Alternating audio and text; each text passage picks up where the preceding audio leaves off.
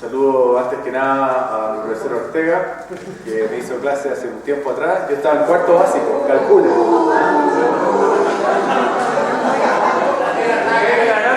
El profesor Javier, el profesor Llonera, hay tanto aquí que no me quiero echar al agua, pero... Y ya tenía la edad en esa época. Bueno, yo salí en el año 87 del colegio y luego de estudiar ingeniería comercial entré a la compañía en el año 94 y para mí una gran alegría estar en el colegio, lo quiero mucho. Me tocó trabajar un tiempo como yo estaba estudiando filosofía en los jesuitas en el año 97, 98, hice como un año y medio de clase de religión a los primeros medios. Fue un agote total, y eso que era una vez a la semana, imagínense, la compadezco. Me acuerdo perfectamente que en primera clase termino yo con todo el ímpetu de primera vez que hacía clase en un colegio y todo el asunto, y se me acerca un cabrón chico y me dice: profesor, ¿la nota entra por promedio? Él sabía perfectamente que no entraba por promedio, ¿eh? Pero con eso en el fondo me dijo: mire, voy a hacer lo que yo pueda. Entonces los admiro mucho a ustedes, de la paciencia que tienen, de cómo cuidan la voz y de cómo ayudan a formar a los jóvenes, que uno después los recibe en la época universitaria. A mí me tocó el resultado, y ahora en el techo, donde yo me atrevería a decir que un 70% de nuestro voluntariado es voluntario universitario y un 30% secundario. Entonces tenemos mucha gente trabajando, exalumnos del colegio, en el techo, y por eso además con mucho gusto vengo a acompañarlo en esta conversación. Voy a tratar de hablar un rato y después dejamos el espacio abierto por si hay algunas preguntas. A mí me invitaron a hablar de fe y justicia, que es nosotros los jesuitas decimos que es un binomio bien importante en la historia moderna de la compañía, especialmente en la historia post-concilio Vaticano II.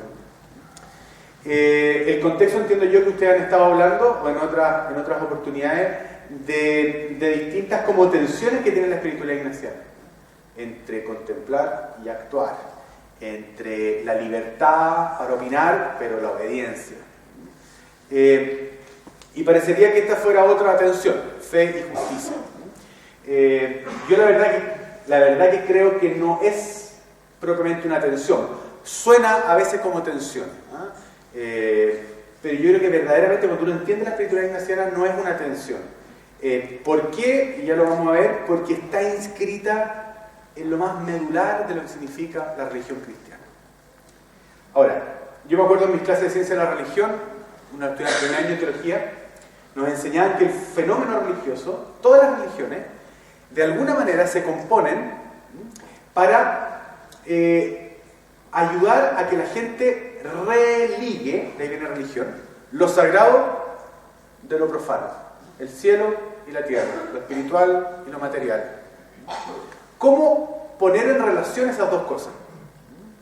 ¿Cómo nosotros, que somos seres materiales, pero también tenemos unas tendencias espirituales? ¿Cómo nos relacionamos con el más allá? ¿Cómo nos relacionamos con esas preguntas de sentido profundo que tenemos? La muerte, la otra vida, el origen. Entonces las religiones se construyen para poner en relación estas dos dimensiones de la vida humana. Y entonces las religiones inventan cosas, inventan ritos, inventan oraciones, inventan sacerdotes, los inventan para que ayuden a poner en contacto estas dos cosas. Ahora, la gran gracia del cristianismo es que es la única religión donde esas dos dimensiones se juntan definitivamente. Y se juntan definitivamente en Jesucristo. Por eso, desde un punto de vista cristiano, uno de los versículos, sino el más importante, es Juan 1:14. El Verbo se hizo carne y habitó entre nosotros. Es decir, Dios para los cristianos no se quedó allá, en lo sagrado, en lo espiritual, en el cielo, sino que se metió con nosotros. Y al hacer eso, lo espiritual y lo material, el cielo y la tierra, lo sagrado y lo profano, se unieron en él. Por lo tanto, ¿qué implica eso? que nunca más nosotros tenemos que fugarnos del mundo, alejarnos de las cosas para encontrar a Dios, sino que tenemos que meternos en las cosas para encontrar a Dios. Para muchas religiones, Dios es absolutamente impenetrable, totalmente desconocido. Para nosotros no, porque nosotros conocemos a Jesús. Cuando nosotros vemos al hombre Jesucristo, automáticamente estamos accediendo a Dios. En Él mismo está Dios, Él mismo es Dios. Entonces, el cielo y la tierra, lo espiritual y lo material están unidos en Jesucristo. Eso que pasa en Él es muy importante, porque quiere decir que nosotros, para descubrir a Dios, especialmente los cristianos, tenemos que meternos en las cosas. Nosotros podemos descubrir a través de otra persona, a través de lo material, a través de la creación, no fugándonos, no tratando como de ponernos en una especie de situación de trance, ¿ah? Como que se nos ponen los ojos blancos, no, sino que es tratar de conectarse con las cosas, con la realidad, para ahí descubrir a Dios, porque Dios ya está unido con ella para siempre. Eso que es muy del fenómeno religioso cristiano, y eso porque nosotros tenemos en nuestra religión los sacramentos. La estructura sacramental de nuestra religión es eso. Nosotros necesitamos, esa es la definición de sacramento que uno tenía que aprender en teología, signos visibles para poder acceder a una realidad que es invisible. Como es invisible Dios, yo nunca lo he visto por lo menos, necesito signos concretos que yo pueda tocar, oler, ver, que me hablen de Él. Todos los sacramentos que nosotros celebramos son un signo muy concreto de algo muy importante de Dios a quien no vemos. Y como nosotros somos seres humanos, que lo que conocemos, como nos dijo Aristóteles, lo conocemos a través de la experiencia, necesitamos cosas que podamos ver, tocar. Por eso fíjense que todos los sacramentos tienen cosas materiales. El agua en el bautismo, el pan en la Eucaristía. Siempre tienen cosas materiales. Si no, no somos capaces de entender qué está pasando. Esta estructura sacramental que se da en toda nuestra religión siempre ha estado de alguna manera amenazada desde los primeros siglos del cristianismo, por corrientes herejes, particularmente el docetismo y el gnosticismo, que siempre han querido separar las cosas. Los gnósticos decían que en el fondo nosotros teníamos como dentro de nosotros una chispa de Dios y teníamos que liberarnos de todo lo material para poder encontrarnos con esa chispa de Dios. Por eso es que aún hoy el cristianismo está infectado por una suerte de sospecha respecto de lo material, sospecha respecto del cuerpo, sospecha respecto del sexo, porque todavía somos herederos de esas primeras herejías que trataban de decirnos que a Dios se lo encontraba distanciándose de lo material. ¿Por qué les cuento todo esto? Que está muy como en un ámbito teológico súper como básico. Es porque eso en el fondo creo que está a la raíz de la tendencia que nosotros tenemos como cristianos de separar fe y justicia muchas veces. Y eso siempre está como una amenaza. Déjenme contarles una anécdota. Yo me encanta casar gente, entonces la pareja que me llama, listo. Obviamente que tengo que cachar si están habilitados para casarse, pero siempre estoy como disponible, me hago un espacio de tiempo y todo el asunto. Y siempre les hago la típica conversación al principio, como bueno, que me cuenten quiénes son y todo el asunto, y el tema más religioso, porque casarse por la iglesia. Y también siempre les pregunto algo de su biografía religiosa, su biografía de fe, porque han decidido casarse por la iglesia, deberán creer, al menos uno. Y siempre cuando ellos dan cuenta de su fe, dicen, bueno, mira, yo, no sé, la mayoría, yo fui a un colegio católico y mi familia, bueno, es católica, entonces yo estaba en el colegio, bueno, iba a misa, otra cuestión, pero después entré a la universidad y ahí como que me distancié un poco, y la verdad que hace mucho tiempo que no voy a misa, Y la cuestión, pero igual yo quiero, ahí cachan que sí, entonces tienen que decirte como que están dispuestos, y tú le pones cara de póker, sí, después. Pero lo más, y tú lo dejas que terminen, y lo más interesante de todo es que todo el rato, cuando uno les ha pedido que hablen de su vida espiritual, ellos hablan de la misa. No hablan de otra cosa. No hablan de la oración, no hablan de la lectura de la Biblia, no hablan de la vida de comunidad, no hablan del servicio social. Para ellos no son dimensiones espirituales. ¿Por qué? Porque la catequesis que nosotros hemos hecho tradicionalmente, ser católico, o la fe, o lo espiritual, está asociado como a algunas prácticas como muy concretas, entre ellas la misa, que es como el criterio que nos define entre ser católico, no ser católico, ser practicante, no ser practicante. Pero nos cuesta asociar como algo espiritual, por ejemplo, el servicio. Porque no está unido. Porque nuestra catequesis nos ha ayudado como a separar eso. Entonces, claro, creemos, pero lo otro es más servicio. Eso está súper instalado y en nosotros también se instala. Por eso la espiritualidad ignaciana, desde San Ignacio, tiene en su raíz algo muy cristiano. En los ejercicios espirituales, que son como el gran resumen de nuestra espiritualidad, hay una contemplación que es súper importante, que es como la bisagra realmente entre la primera semana, que es una semana más de introspección, más de pensar en el pecado y poner el ojo también en la misericordia de Dios, que es cuando San Ignacio nos pide a todos los que estamos haciendo el retiro que contemplemos a la Trinidad. Imagínense la contemplación de la Trinidad, cómo ellos deciden hacer redención del género humano y uno de ellos se encarna. Esa es la clave. Encarnarse. Meterse en el problema. Meterse en el mundo. Eso me parece que está al centro, es el origen más propio de esta espiritualidad que entiende que estas dos realidades, Dios y los hombres, se juntan. Y se juntan en uno de ellos que se llama Jesús, que es al mismo tiempo Dios y hombre. Eso me parece absolutamente central. Y por eso es que la espiritualidad ignaciana está siempre hablando de amar y servir, contemplar y actuar, de encontrar a Dios en todas las cosas. Esa es un poco esta dinámica que San Ignacio la pone en los ejercicios y que después nosotros, nos hemos ido encargando de tratar, de vivir y de comunicar. Ahora, si eso está en el origen, yo creo que el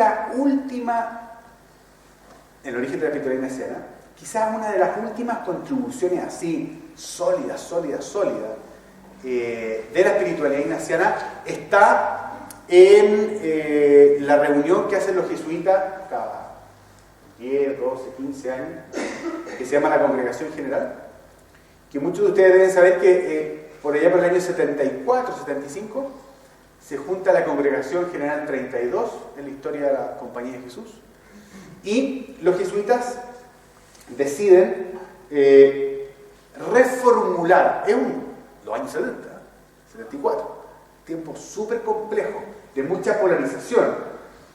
Es la primera congregación post-concilio y por lo tanto también de una renovación de la identidad de lo que significa ser religioso en esta nueva iglesia. Entonces, los jesuitas se preguntan, ¿qué significa ser jesuita? Y hay toda una declaración, significa reconocernos como pecadores, pero llamados y todo el asunto. Y al final, cuando se preguntan por su misión, ellos dicen algo que me parece como bien central. Lo formulan que la misión de la compañía es el servicio de la fe y la promoción de la justicia que esta fe implica. Esa pequeña frase, dicen por ahí que el padre Arrupe encaró a toda la congregación de los jesuitas y le dice, ustedes entienden de qué se trata esta formulación y están dispuestos a pagar el precio. Bueno, dije el besito del asunto. De ahí en adelante, creo que la lista de jesuitas asesinados en distintos lugares son 46, 47. ¿Por qué? Porque lo que esa congregación dice es que la fe no la podemos entender no solo separada de la práctica de la justicia, sino que hay algo más profundo, que la misma fe uno también la descubre y la vive practicando la justicia. Voy a tratar de explicarles un poco de otra manera este asunto. Que aquí yo creo que está la médula de esta formulación que a veces parece un poco compleja. La Iglesia Latinoamericana, en torno al concilio, el año 68, hace su segunda gran conferencia, que se llama la Conferencia de Medellín. A ustedes les debe sonar la Conferencia de Medellín, porque las dos grandes han sido Medellín, el 68 y el 69 Puebla. Piensen nuevamente, época de concilio, contexto años 60, años 70, estaba todo súper dividido, polarizado, se tomaban posturas bien radicales. Y desde Medellín hasta Puebla se empieza a formular algo que es la gran contribución que la Iglesia Latinoamericana le ha hecho a la Iglesia Universal, que es la opción preferencial por los pobres. Yo creo que nosotros hemos escuchado esto, pero yo estoy convencido que no todos entendemos muy bien qué significa la opción preferencial por los pobres. El sentido más común es que nosotros creemos que la opción preferencial por los pobres significa que yo soy cristiano, por lo tanto, al creer en Jesús, una de las consecuencias de mi fe es que yo tengo que trabajar, servir a los más pobres. Es decir, que la opción preferencial por los pobres es una opción ética, social, que surge de la fe que yo tengo. Eso es verdad, pero no es toda la verdad. La opción preferencial por los pobres, bien entendida, dice que no solo la opción preferencial por los pobres es la consecuencia de la fe que tengo, sino que nutre la fe que yo tengo. Es una especie de círculo, es una opción teológica, no es una opción social, no es una opción ética, es una opción teológica. Cuando yo opto por los más pobres, mi fe cambia. No es que yo tenga una fe lista, que ya la aprendí, y que entonces yo actúo, porque una de las cosas que me dice mi fe es que me tengo que preocupar de los más pobres. Sino que cuando yo actúo, mi fe se transforma. Nosotros en general nuestra fe ha venido mucho de conocimientos que son transmitidos, que uno los aprende en la catequesis y que después los pone en práctica. La apuesta verdadera a la opción preferencial por los pobres que Medellín y luego Puebla nos ponen, es que cuando uno actúa la verdad, cuando uno actúa el amor, uno descubre a Dios, en el actuar. Por eso, ¿se acuerdan ustedes esto del ver, juzgar, actuar? Bueno, no es solo ver, juzgar, actuar, que también es muy de la Iglesia Latinoamericana. No es solo que uno tiene que mirar la realidad, juzgarla con los criterios de la fe y actuar en conformidad, sino que cuando uno actúa, yo miro la realidad de una manera distinta. El actuar tiene un poder epistemológico fundamental. Eso es lo que creo que de alguna manera une de manera indisoluble fe y justicia. Cuando yo actúo la justicia, mi fe cambia. No es solo que porque mi fe me dice una cosa, yo actúo la justicia. Cuando yo actúo esa justicia concretamente, mi fe cambia. Déjenme, les voy a leer brevemente un parrafito de Medellín, que es poco conocido, pero yo creo que donde está muy bien dicho esto. Después esto se fue diluyendo, ¿eh? Medellín, Puebla, Santo Domingo, y después tuvimos como un repunte en Aparecida. Esto es lo que dice Medellín, una cosa que puede pasar piola. Yo creo una profundidad teológica realmente brutal. Dice: así como otrora Israel el primer pueblo experimentaba la presencia salvífica de Dios cuando lo liberaba de la opresión de Egipto, cuando lo hacía pasar el mar y lo conducía hacia la tierra de la promesa, así también nosotros, el nuevo pueblo de Dios, no podemos dejar de sentir su paso que salva cuando se da el verdadero desarrollo, que es el paso para cada uno y para todos, de condiciones de vida menos humanas a condiciones más humanas. Esto no es fácil, pero los que han estudiado a fondo las conferencias dicen que cuando se actúa la verdad, uno ve a Dios. Cuando se actúa la verdad, uno experimenta a Dios. Cuando se actúa la justicia, mi fe se nutre, mi fe se amplía, mi fe se profundiza. Eso es un poco lo que dice Medellín, y eso es un poco, creo yo, lo que también este binomio de fe y justicia, la espiritualidad ignaciana nos invita a vivir.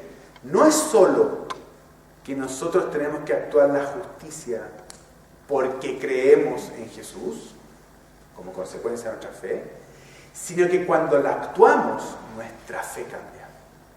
¿Cuántos de los que están acá, alguna vez en su vida, no han visto algo más profundo cuando han estado cerca de una situación de injusticia? Y cuando esa situación de injusticia, como dice Medellín, ha dado un paso de mayor humanidad o de mayor desarrollo. Algo se nos abre. Yo recuerdo perfectamente, y me pasa por el privilegio que tengo de trabajar en el techo, me pasa todas las veces que me toca encontrarme con situaciones de vulnerabilidad, de pobreza. Ahora nosotros estábamos en Paraguay construyendo con los cabros en comunidades guaraníes, y es una experiencia más de cuando uno se enfrenta a una realidad de injusticia, de pobreza, que da un paso de desarrollo, algo de Dios se nos comunica, algo de nuestra fe se nutre. Por eso es que este colegio ha sido tan insistente en su formación, en que no solo tengan los cabros clases de religión y todo el cuento, sino que también tengan experiencias. Es el mayor reconocimiento de que mucho se forma en la experiencia y no solo en la transmisión de un conocimiento hablado o escrito. Cuando yo estaba en tercero medio, como la enorme mayoría de los cabros de este colegio, nos íbamos a los trabajos de fábrica. A mí los trabajos de fábrica fueron definitivos, porque no solo por la experiencia chocante para un niño de 15 y 16 años, de vivir en una población como la población Santiago, de vivir en el año 86 en plena dictadura, de ir a trabajar a Coreza, donde no había descanso, donde el trabajo era monótono, era cansador, donde uno descubría entonces, se daba cuenta, uno entendía por qué muchos obreros, cuando uno se iba del colegio aquí a la casa, y uno veía en las micros los obreros durmiendo siempre, uno entendía por qué dormían. Pues, claro, se levantaban 5:30 de la mañana todos los días. Ese tipo de realidad, no solo a mí, personalmente, me sensibilizó, me hizo empatizar con la realidad dura de esa familia o de los obreros con los que me tocó compartir, sino que algo de Dios me dijo. Algo de Dios me dijo. Entonces, no es solo la fe que tiene como consecuencia actuar conforme y actuar con justicia, sino que el actuar con justicia es de los mejores lugares teologales para descubrir a Dios, para que mi fe cambie, para saber algo distinto, para experimentar algo distinto.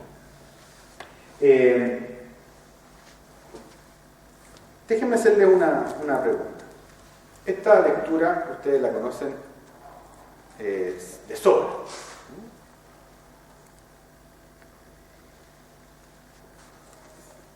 En aquel tiempo se presentó un maestro de la ley y le preguntó a Jesús para ponerlo a prueba.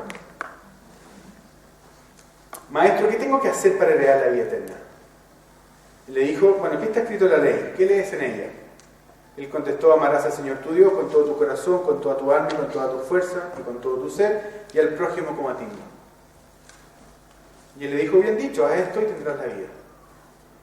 Pero el maestro de la ley, queriendo justificarse, le preguntó a Jesús, ¿y quién es mi prójimo? Y Jesús le dijo, un hombre bajaba de Jerusalén a Jericó, cayó en manos de unos bandidos que lo desnudaron, lo molieron a palos y se marcharon dejándolo medio muerto. Por casualidad un sacerdote bajaba por aquel camino y al verlo de un rodeo, ¿qué pasó él? Y lo mismo hizo un levita que llegó a aquel sitio, al verlo de un rodeo, ¿qué pasó él? Pero un samaritano que iba de viaje llegó donde estaba él y al verlo le dio lástima, se le acercó, le vendó las heridas, echándole aceite y vino, y montándolo en su propia cabalgadura, lo llevó a una posada y lo curó. Al día siguiente sacó 2 denarios y dándoselos al posadero le dijo: cuida de él y lo que gastes de más yo te lo pagaré a la vuelta. ¿Cuál de estos 3 te parece que se portó como prójimo de que cayó en manos de los bandidos? Él le contestó: el que practicó la misericordia con él. Y Jesús le dijo: anda y haz tú lo mismo. Pregunta del millón: ¿cuál es la novedad de Jesús? Si en el fondo Jesús repitió exactamente lo mismo que estaba en la ley judía. ¿Cuál es el mandamiento más importante? Y le contesta el escriba: amar a Dios y amar al prójimo. ¿Qué de novedoso tiene el ser cristiano entonces?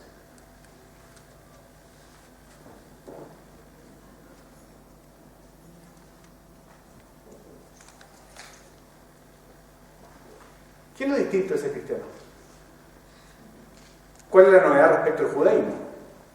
Porque Jesús aquí está repitiendo lo mismo que está en la ley judía. ¿A qué se le ocurre?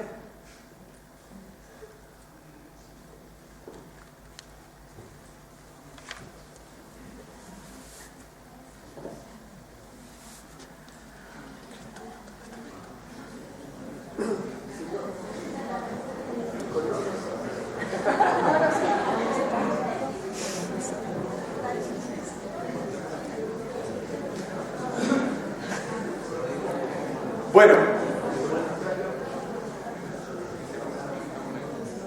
¿cuál es la novedad? Esto es mi opinión, pues. Esto no está en ningún libro, ninguna cuestión, pero esta es mi opinión. ¿Cuál es la novedad? Lo mismo que dice San Juan en la famosa carta, que hasta la convertimos en un canto. Si tú dices que amas a Dios y no amas a tu hermano, eres un mentiroso. Porque ¿cómo vas a amar a Dios a quien no ves si no amas a tu hermano a quien ves? Yo creo que lo que Jesús está diciendo es que para el cristiano, como Dios y el hombre están unidos, no hay modo de alabar a Dios o de amar a Dios sin amar al hermano. O sea, no es amar a Dios y amar al prójimo. Es que esas cuestiones se aman juntas. La mejor manera de amar a Dios es amar al prójimo. Dios, como decía San Ireneo, la gloria de Dios es el hombre viviente. A Dios le interesa que yo ame a la persona que tengo a mi lado, especialmente la que está más necesitada. Ese es el modo fundamental de amar a Dios. Ese es el modo fundamental. No son dos cosas aparte. No es fe y justicia como si fueran separadas. Es que yo amo a Dios cuando yo hago justicia. Y cuando yo hago justicia, conozco a Dios. Lo conozco más. Se me abre más la cabeza. Otra anécdota así personal. A mí hay 2 influencias fundamentales en mi vocación. 2. La primera, este colegio, sin duda. Particularmente esas experiencias profundas que a temprana edad me marcaron. Y la segunda experiencia, mi papá, un hombre notable, absolutamente notable. ¿Pero por qué notable? No solo porque era un cristiano súper comprometido y porque me llevaba a misa todos los domingos, sino porque ese mismo hombre que yo veía concentrado, que se arrugaba entero cuando se hincaba después de recibir la comunión, me acuerdo que yo a los 12 años, 11, 12 años, para los que tengan más o menos mi edad, recordarán que el año 82 fue como la primera gran inundación que desbordó el Mapocho. Nosotros vivíamos cerca de Barnechea, cerca de no tan cerca, pero relativamente cerca de la parroquia de Santa Rosa de Barnechea. Entonces nosotros partimos volando ahí con mi papá, con todos mis primos que vivíamos juntos, a sacar a la gente porque el río se estaba comiendo todas las casas iban cayendo. Entonces sacar las televisiones, sacar las colchones, toda la cuestión que se pudiera salvar. Y me acuerdo que estuvimos trabajando toda la tarde ahí, después yo me fui a jugar con mis amigos, no sé dónde, qué cuestión. Y cuando volví a la casa en la noche, yo con mi hermano ocupábamos el segundo piso, no pude entrar al segundo piso, porque estaba lleno de gente. Mi papá se había llevado a como 3 o 4 familias. Y yo tuve que dormir con mi hermana abajo, pero eso nunca se me ahorró. Nunca. El hombre que yo veía, que yo acompañaba a misa y que lo veía rezar como con tanta devoción, entendía que la mejor manera de alabar a Dios era así. Era llevándose a esa gente y sin preguntarle nada a nadie, fueron uno más. Y digo, era mucha gente en mi casa. A mí se fueron 11 años. ¿Qué experiencia de formación más profunda que esa? ¿No? Ninguna. ¿No? Esas dos cosas están unidas, ¿no? en el cristianismo, porque el cristianismo es la religión de la encarnación. Si no, son de alguna manera falsas. ¿No? Por lo tanto, las dos cosas se tienen que equilibrar muy bien. Y una última cosa para terminar, y ahí dejo el espacio si alguien quiere hacer alguna pregunta o algún comentario con mucho gusto. Es que nosotros, dos cositas. Una, nosotros, porque este colegio evidentemente es un colegio hiperignaciano, muy inspirado en la espiritualidad de la compañía, nosotros tenemos esta tendencia, ¿no es cierto?, a decir, no es solo fe, sino que es también justicia, no es solo oración, sino que es también acción, pero se nos olvida que hay que volver, ¿no? Entonces, claro, uno saca pecho con los cabros del colegio, porque los cabros del colegio van a los trabajos voluntarios, están acá, dedican su vida al servicio público, en vez de irse a la Católica, se van a la Chile, los compadres que creen que la cuestión del servicio público, todo un cuento, todo un rollo que nosotros le hemos ido metiendo por el tema del país, la justicia, el cambio de estructura, todo el cuento. Pero los compadres también es divertido como nosotros hemos sido mucho más flojos en cómo esa experiencia concreta volverla a integrar con la experiencia de la oración, del encuentro con Dios. Por eso nuestros cabros, no, si yo no voy a misa, si yo sirvo. Se pasan para otro lado también, porque nosotros nos pasamos para otro lado. Entonces también yo creo que hay un desafío que nosotros los jesuitas tenemos que dar testimonio de eso también. Cómo esta experiencia de salir, cómo esta experiencia de encarnarse en el mundo, pero también tiene una vuelta a encontrarse con Dios, a poder discernir bien, a poder iluminar bien mi acción, a poder dar las gracias por lo que se me da, etc. Y lo segundo, que esto es algo para nosotros los curas, pero especialmente en eso somos muy hermanos con ustedes como profesores, es que ustedes saben que como nunca estamos viviendo un siglo, digamos, una cultura donde la palabra ya no es tan importante, ya no tiene tanto poder de persuasión. Lo que más persuade es el testimonio, lejos. Lo que más persuade a los cabros es el testimonio. Si no, díganme por qué don Pepe Mujica, el presidente de Uruguay, es una persona como que causa tanto... ¿Por qué este Papa con las cosas que ha hecho? Testimonio. Se lo digo porque todos nosotros, si queremos verdaderamente formar a los alumnos que se nos han encomendado, podremos decir muchas cosas, pero si el testimonio no lo acompaña, los cabros cachan al tiro. Entonces, si nosotros de verdad queremos formar, en este caso, hombres, y a partir del próximo año, mujeres, ¿ya?, que realmente sean personas consagradas, metidas en el mundo, preocupados de la fe y la justicia, nosotros tenemos que dar testimonio de eso. Si no, los cabros van a cortar al tiro y van a buscar otros, porque andan en búsqueda de modelos, andan en búsqueda de testimonio, de personas que la vida que viven los cautive. Bueno, muchas gracias y dejamos el espacio para algunas preguntas.